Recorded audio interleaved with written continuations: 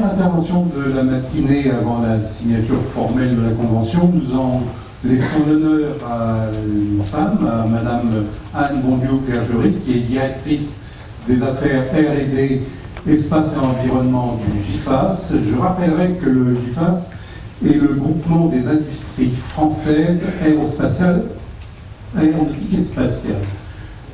Je vous laisse la parole. Je crois que vous nous parlez de l'intégration d'Iroquois et du CORAC. Bonjour à toutes et à tous. C'est un plaisir, c'est aussi un honneur pour moi de représenter ici le CORAC, son comité de pilotage et son président Fabrice Brigier, pour vous exposer un certain nombre de choses. D'une part sur le CORAC, je pense que beaucoup d'entre vous le connaissent bien, certains probablement un peu moins, mais également sur les liens que nous allons créer entre votre initiative Iroquois et le CORAC.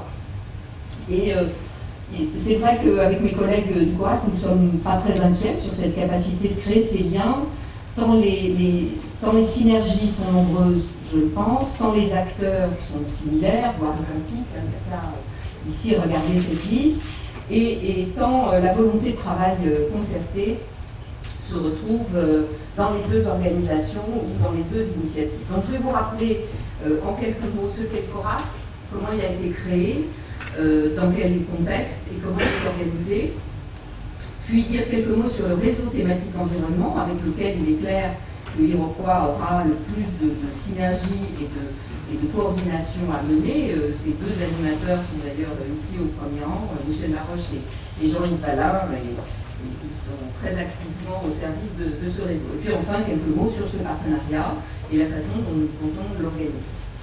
Bon, ça a été rappelé à plusieurs reprises ici, et on sait que le transport aérien, du fait de l'augmentation du trafic, du fait des enjeux environnementaux, du fait des perspectives maintenant relativement proches, pas assez pour certains, mais de renouvellement des cours ferroviaires, de l'évolution du rôle des fournisseurs dans la supply chain et l'émergence de nouveaux entrants, ce transport aérien est clairement confronté à de nouveaux défis. Et face à ces défis, les exigences continues d'innovation qui ont toujours été les nôtres nous emmènent vers des nouvelles technologies avec des objectifs de performance, de compétitivité et de sécurité, ça a été rappelé.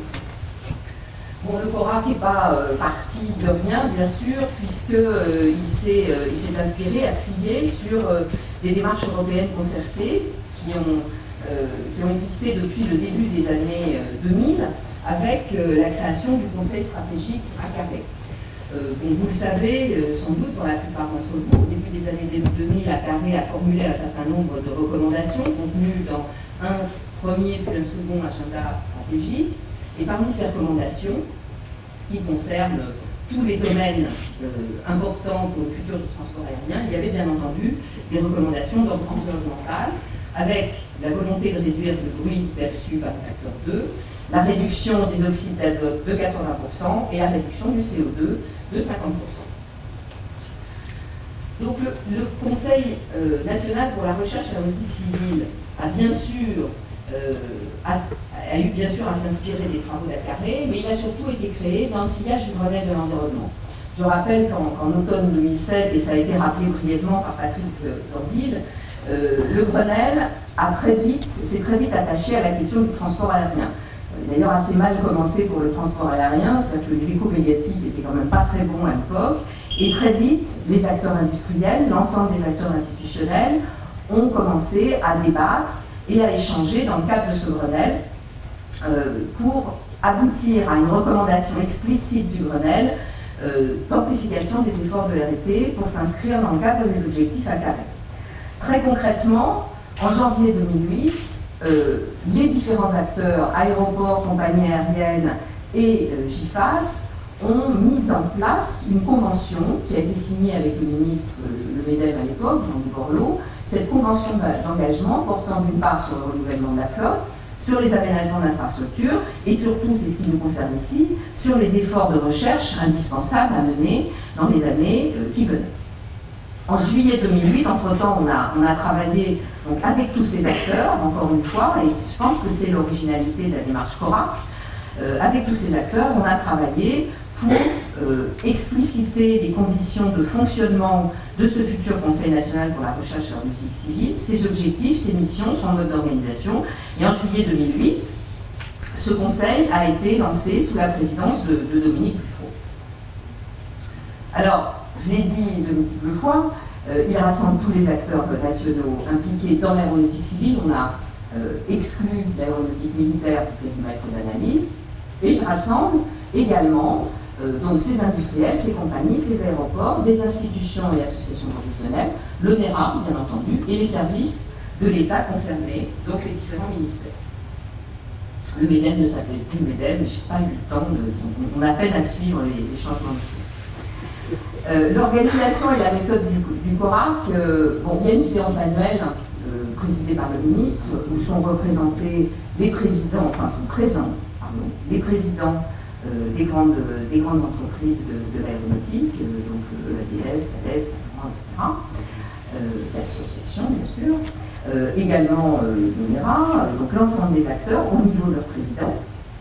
Mais il est bien évident que ce n'est pas dans cette séance annuelle que les travaux vont être validés, bénis, on va formuler des recommandations, mais il faut des travaux au cours de l'année. Donc il y a un comité de pilotage qui se réunit mensuellement, qui est présidé depuis septembre 2008 par Fabrice Rosier et Bus, et qui a pour tâche principale, et c'est évidemment essentiel, de développer une feuille de route technologique concertée entre les grands acteurs, on va y revenir, de veiller à sa mise en œuvre au sein des grands programmes de soutien nationaux, de mener des analyses de contexte, on va y revenir aussi en matière d'environnement, et d'œuvrer pour une communication transparente, puisqu'on s'est aperçu au moment du Grenelle qu'il y avait clairement nécessité d'échanger avec un peu tous les publics, malgré tout, sur les performances du transport aérien, les efforts de recherche, les résultats de ces efforts de recherche, et nous avons créé un site internet dont je crois la référence est donnée dans une des planches. Donc la méthode, et là je pense que les acteurs qui vont pouvoir s'y retrouveront, il s'agit de partager les connaissances, de trouver des synergies, de travailler dans une certaine transparence, c'est pas forcément facile. Je pense que les industriels du CORAC ont fait un travail remarquable avec cette capacité d'ouvrir leur feuille de route technologique à la recherche, on aime beaucoup partager, même avec ses collègues dans des enceintes nationales. Donc je pense qu'il y a eu un véritable effort. Et puis une ouverture vers la communauté scientifique. Je vais revenir pour le réseau climatique environnement, le CNRS, Météo France, travaille avec nous de façon extrêmement régulière. Bon, je ne vais pas vous commenter cette feuille, ce n'est pas le lieu ici, c'est juste pour rappeler que le CORAC il a un cœur de métier qui est très concret, qui est constitué d'une feuille de route. On se donne un certain nombre d'horizons qui sont là sur la droite de la planche, des horizons qu'on appelle évolution 2014-2018, rupture 2018-2022 et au-delà de 2022 des concepts très avancés. Dans cette perspective, on travaille sur 4 grands domaines technologiques, architecture et cellules d'aéronefs, propulsion, système et navigation, avionique, on va dire, et gestion de l'énergie. Et on a défini des grands secteurs qui doivent être l'objet de recherches concertées, partenariales.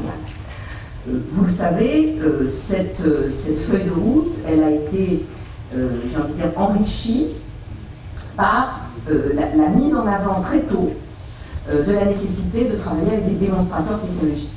Et certains de ces démonstrateurs technologiques fonctionnent dans le cadre de Clean Sky, d'autres ont pu saisir l'opportunité offerte par le grand emprunt, dont on dit maintenant investissement d'avenir, et un certain nombre de démonstrateurs technologiques, je vais y revenir, ont été proposés et viennent ponctuer finalement cet effort de recherche et en assurer l'intégration à des niveaux de TRL acceptables pour pouvoir penser assez vite à des développements industriels.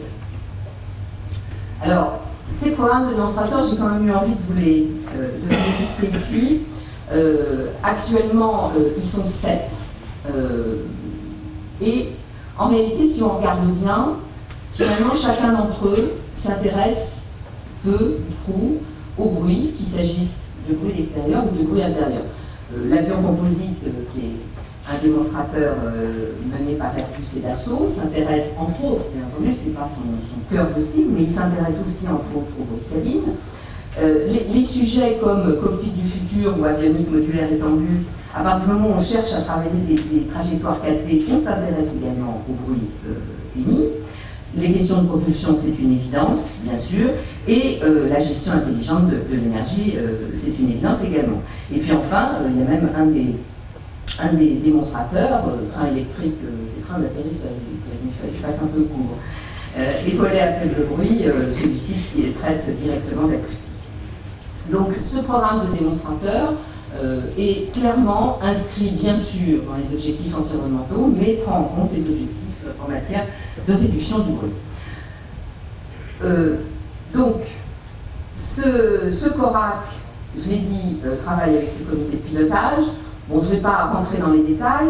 Il s'appuie sur les travaux menés par 3 groupes qui sont un petit peu au cœur du métier du CORAC, la feuille de route, le comité opérationnel, le comité d'évaluation des bénéfices environnementaux, et 3 groupes de travail interface avec l'extérieur, dont le réseau thématique, aéronautique et environnement que j'ai déjà cité. Alors, ce réseau a un double mandat. D'une part, alimenter et valider une base d'indicateurs de référence sur l'impact environnemental de l'aéronautique. On y reviendra dans un instant, ça contient également des éléments sur les performances acoustiques. Et puis, poursuivre le dialogue engagé avec la communauté scientifique sur des recherches indispensables pour comprendre les mécanismes d'impact environnemental. Donc il s'agit là de proposer des axes de recherche spécifiques sans lesquels les choix technologiques seraient extrêmement difficiles à mener. Alors, bon, c'est pareil, c'est juste pour vous montrer que parmi la base d'indicateurs de référence qui sont donc publics sur le site du CORAC, il y a un certain nombre d'indicateurs, il y en a 6 qui concernent très directement le bruit, et ça répond à une demande sociétale d'un certain nombre de publics, professionnels ou moins professionnels, qui est d'avoir des données précises, référencées, qui sont régulièrement validées par la DGAC sur le bruit. Bon, juste quelques mots sur les domaines d'études. On a travaillé pour l'instant pas mal sur le climat. La première année, enfin l'année qui vient de s'écouler, a été beaucoup consacrée à des études sur le climat, donc avec le CNRS, avec Météo France, avec le CNRM. On propose actuellement 4 projets pour un soutien par la DGAC. On va maintenant s'attaquer un peu plus à des questions comme la qualité de l'air, le bruit ou les ressources naturelles. Et bien évidemment, cet événement, qui est la Convention Iroquois, vient tout à fait à propos dans cette perspective. Donc je termine pour préciser un peu les relations que l'on espère certains devoir s'établir entre Iroquois et CORAC. Donc, je suis repartie de quelques attendus simples. Iroquois est évidemment calé sur les objectifs bruit définis par l'agenda de recherche stratégique de la CARE.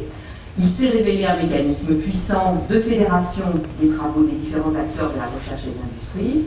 Et on a donc assez rapidement décidé d'adapter de façon extrêmement légère ces structures sans affecter son fonctionnement, de façon à ce qu'il y ait une synergie et une concertation avec le CORAC.